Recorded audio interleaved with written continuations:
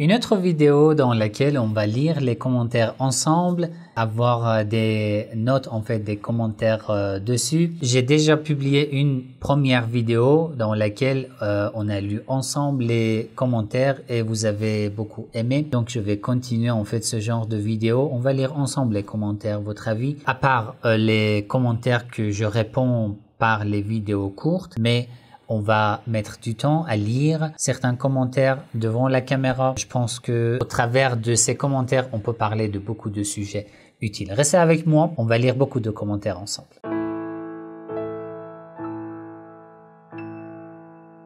Bismillah ar-Rahman ar-Rahim. Avant de commencer, si ce genre de contenu vous intéresse, n'oubliez pas de cliquer sur j'aime, de partager la vidéo, écrivez votre avis dans les commentaires si vous n'êtes pas encore abonné à ma chaîne. Abonnez-vous, cliquez sur la cloche pour être informé dès que je publie une nouvelle vidéo. Alors, je commence à lire la suite des commentaires, ce que j'ai lu dans la première vidéo. Et maintenant aussi, je lis les derniers commentaires que j'ai reçus. Il a écrit « On le répétera jamais assez, il n'y a pas de sunnisme ou de chiisme à l'époque des prophètes. Chiite de la famille de Mohammed sallallahu alayhi wa sallam, c'est juste obligatoire en fait pour tous les musulmans de les aimer. Après, mais nous nous sommes nommés musulmans par Allah subhanahu wa ta'ala. Moi aussi, comment je peux dire, je ne le répéterai jamais assez, j'ai pu le dire, que lorsque je dis le chiisme, ce n'est pas une chose à part de l'islam. C'est une méthode de comprendre l'islam. C'est tout. Salam alaikum, frère. J'espère que tu vas voir ce message. Heureusement que j'ai vu ce message et que je le lis devant la caméra. Allah yahfadka, qu'Allah te protège. Je t'aime réellement. Merci, c'est très gentil. Moi aussi, je vous aime. Aujourd'hui, avec tous ces moyens de communication par l'intermédiaire de personnes comme toi qui font l'effort de déconstruire les idées préconçues, on pourra enfin mettre fin à l'ignorance collective d'un groupe envers l'autre. Alhamdulillah. Quand je regarde tes vidéos, je comprends en réalité que ces deux étiquettes qu'on colle aux deux communautés n'ont aucune réelle signification. Je voulais rajouter que quand je t'écoute, je fais toujours l'effort d'être une page blanche, ça c'est déjà très bien, et de délaisser tout jugement antérieur. Mais malgré cela, il y a encore des croyances et des pratiques qui me sont toujours difficiles d'accepter, ou du moins que je ne comprends toujours pas. Je t'invite à continuer ton travail, mon frère, tu ne te rends pas compte du bien que tu fais. Salam. Merci, ce genre de message. En fait, j'ai l'habitude de lire les commentaires. Déjà, en lisant les insultes, ça me donne beaucoup d'énergie. Ce n'est pas parce que j'aime les insultes, non. Le fait de voir ce genre d'insultes prouve que les vidéos étaient efficaces. Et après, ce genre de messages, ce genre de commentaires qui montrent que les vidéos étaient efficaces et que beaucoup de gens qui ne sont même pas chiites profitent du contenu. Moi, je suis très content. Ce que vous avez dit, si vous n'avez pas encore accepté beaucoup de choses, par exemple dans le chiisme, dans le contenu que je propose, que j'explique, ça c'est normal. Nous sommes des êtres humains, nous avons de différentes manières de penser. En fait, notre compréhension est tout à fait dans beaucoup de sujets sont différentes et ça c'est normal. Et vous n'êtes pas obligé d'accepter tout ce que je dis. Il ne faut pas être si strict en fait. Moi je vous explique un sujet. Si vous pensez que mon argumentation n'est pas logique, mettez un peu de temps. Dans les commentaires, critiquez mon argumentation. Ceci m'aide beaucoup en fait.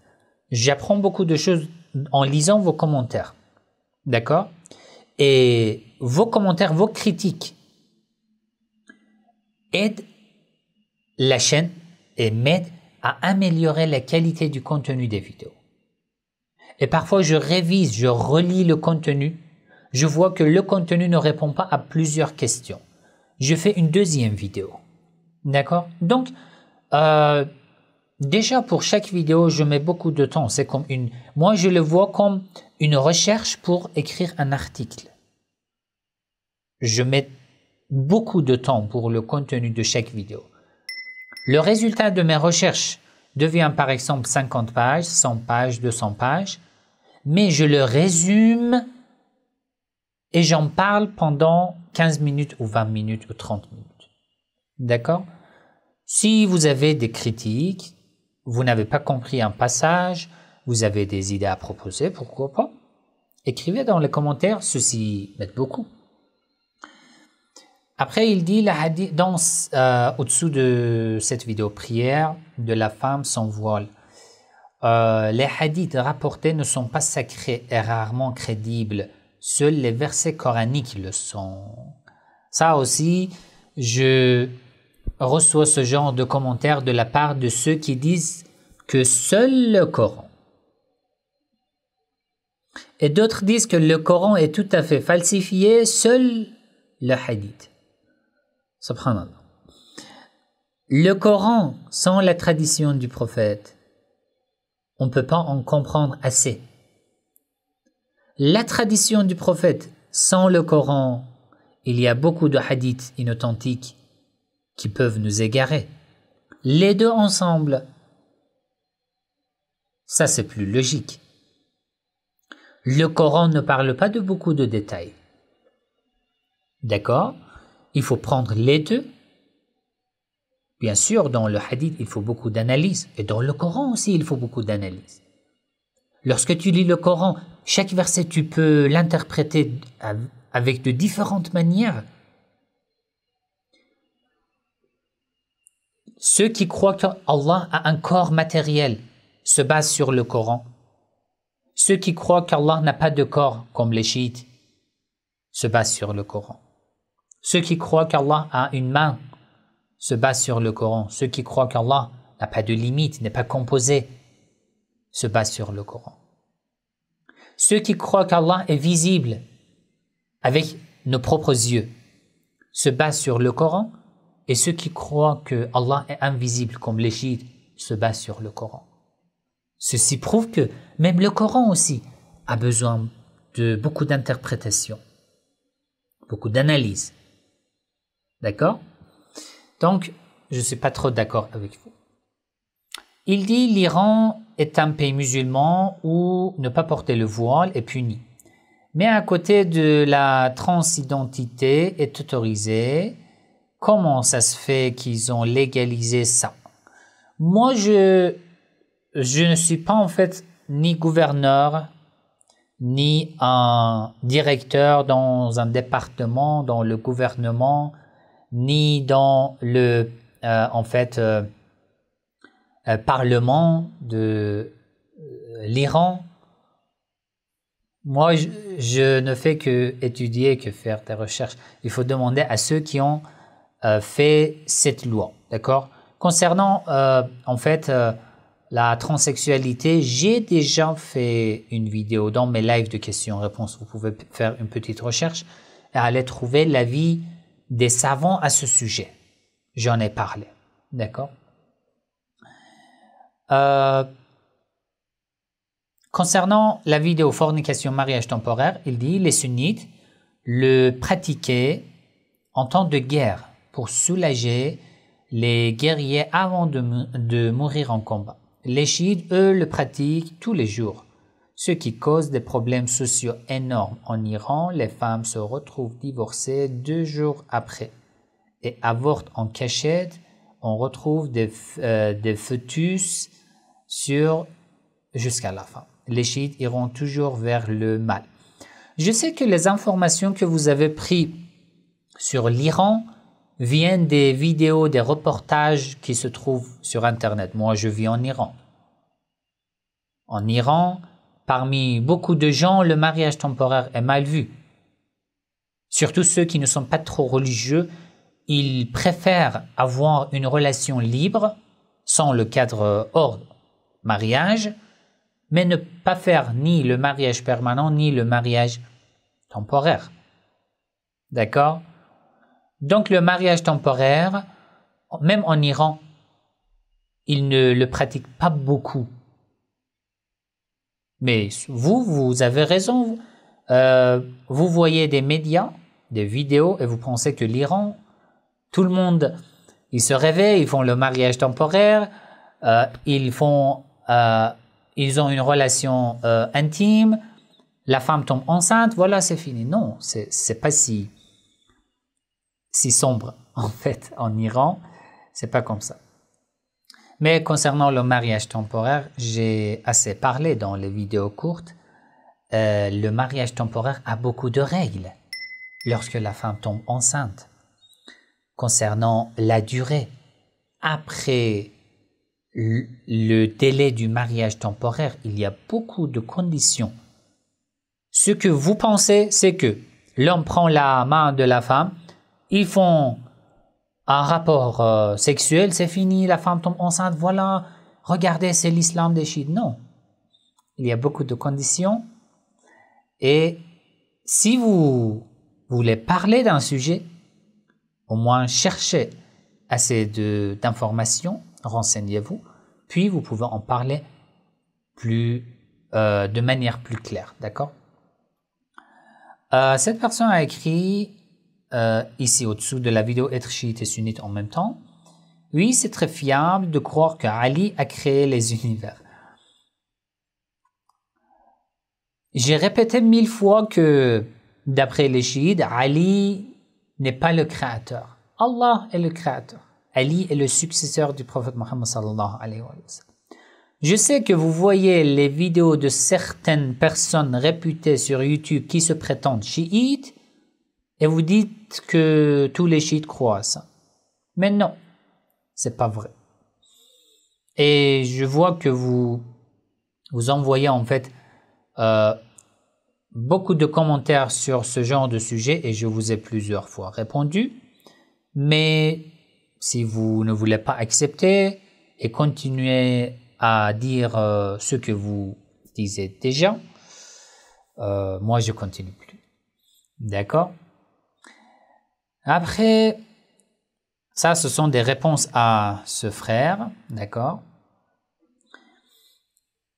Ici il a écrit: de toute façon, c'est pas une question seulement d'être convaincu. Il suffit de réfléchir honnêtement pour comprendre que, au niveau des croyances, le chiisme est sans faute vis-à-vis du Coran, de la science, de la nature humaine. D'ailleurs, chez nous, toute croyance a une explication rationnelle.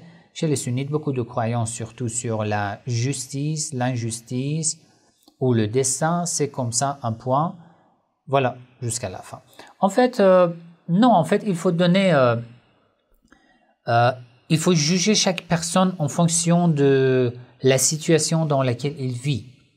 Une personne qui est sunnite, dans une famille sunnite, qui a grandi dans une famille sunnite, dans une société sunnite, c'est dur de voir la réalité, de ne pas avoir la haine, d'accepter de t'écouter, de t'entendre, de parler avec toi. Ça, c'est dur, ça prend beaucoup de temps, en fait, déjà. Mais si tu veux juger quelqu'un, prends ses lunettes et regarde comme il voit. Après, tu peux juger, d'accord? Tu dois regarder sa situation. Après, tu pourras juger sur une telle personne, d'accord? Bonjour monsieur, s'il vous plaît, vous pouvez faire une vidéo comment se comporter avec les chrétiens ou avec tous les gens qui sont différents de nous. Oui, bien sûr, je vais faire ce genre de vidéo aussi. Déjà, tous les êtres humains sont respectueux. Il faut être quelqu'un de poli, de respectueux, de respecter tous les gens. Il faut pas être agressif. Tout comme le prophète Mohammed sallallahu alayhi wa sallam. Tant que les juifs, les chrétiens n'essayaient pas de combattre contre le prophète Mohammed sallallahu alayhi wa sallam, il avait une bonne relation. Un juif qui faisait toujours mal au prophète lorsque le prophète passait par une ruelle à Médine, il, il jetait des choses sur la tête du prophète. Un jour, le prophète passait et n'a pas vu cet homme juif. Il s'est renseigné, les gens ont dit que l'homme est tombé malade. Le prophète est allé et lui a rendu visite. J'ai vu qu'aujourd'hui tu étais absent et c'est pour ça que je suis venu pour te rendre visite, tu vois. Ce genre de narration, ce genre de hadiths sont énormes en fait, incomptables, sur la méthode du comportement du prophète Mohammed sallallahu alayhi wa sallam avec les autres, mais je vais en parler encore dans les vidéos. Alors, je viens encore un peu plus bas concernant les autres vidéos. Ici, par exemple, il dit « Wallah, en termes d'égarement, c'est du haut level. » Déjà, 1. Vous croyez pas au Coran ni à la Sunna, donc de quoi tu parles? Vraiment, tu ne penses pas de quoi je parle? Si je ne crois pas au Coran ni à la Sunna, de quoi je parle? Et pourquoi je suis là? 2. Si c'est dans le Coran et la Sunna, eh bien sers-toi de ton cerveau et cite-nous les versets qui autorisent les rapports sexuels temporaires. Voilà, toujours. Je ne sais pas si le mariage temporaire n'existait pas. Vous aviez autre chose à dire? Si, le mariage temporaire, le tawassul. Après quoi? La taqiyya. Si ces trois n'existaient pas dans le chiisme, vous aviez encore quelque chose à dire? Réfléchissez un peu en fait. Alors, je viens encore un peu plus bas concernant les autres vidéos. Ici par exemple, il a écrit « Mashallah, de mon côté j'étais sunnite et aujourd'hui je suis chiite pour plusieurs raisons et recherche passée. Le sunnisme est littéral alors que le chiisme est profondément basé sur les réalités et méditations du cœur. Dans le sunnisme, l'aspect spirituel intérieur est jugé comme une philosophie haram. Aujourd'hui, je peux dire que le chiisme est le vrai islam. » Très bien. Il dit ici, alors je descends encore. Après, il a écrit « En tant que juif, je trouve que vous avez un discours posé et une ouverture d'esprit à la discussion. J'ai remarqué que les sunnites, eux, par contre, sont très fermés à la discussion sur beaucoup de sujets. Il y a beaucoup d'hypocrisie dans le monde. Voilà. Ici, il a écrit « Les chiites adorent les morts et les statues. » En fait, n'ayez pas honte. N'ayez pas honte. Dites que les chiites sont des idolâtres, c'est fini. Voilà. Vous dites tout contre les chiites, alors il ne faut pas avoir honte. Dites tout ce que vous voulez.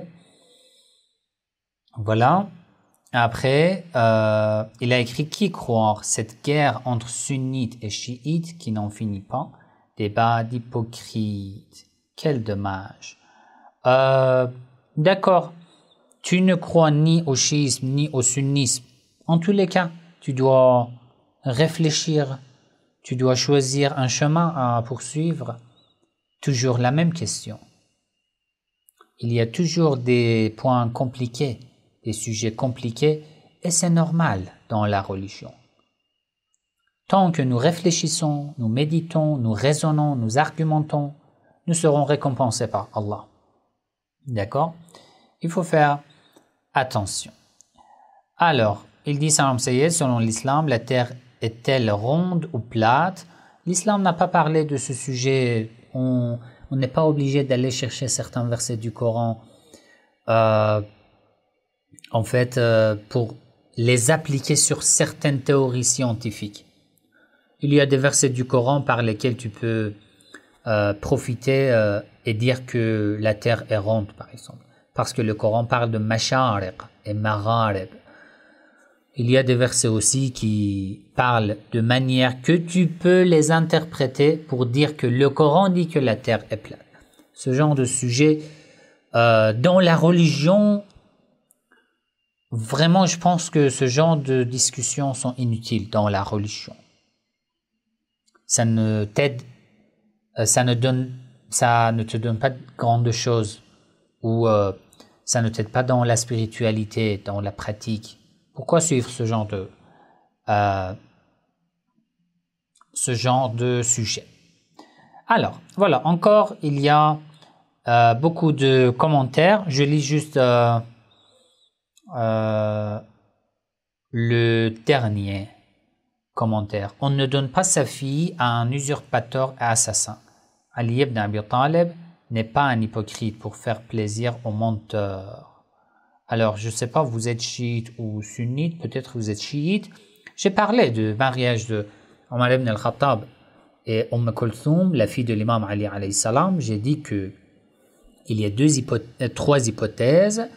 J'en ai parlé, vous pouvez trouver cette vidéo. Vous voyez ici le titre de la vidéo. Et je ferai une vidéo bien détaillée avec toutes les références. Je vous montrerai c'est quoi la réalité dans les sources, en fait, dans les sources chiites et sunnites. D'accord? Voilà, nous avons lu pas mal de commentaires.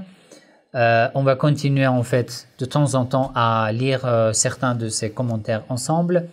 Vous aussi, si vous avez une idée, si vous avez un commentaire à rajouter sur ce que j'ai dit dans la vidéo, n'hésitez pas à écrire dans les commentaires. N'oubliez pas dans vos dua. Wassalamu alaikum wa rahmatullahi wa barakatuh.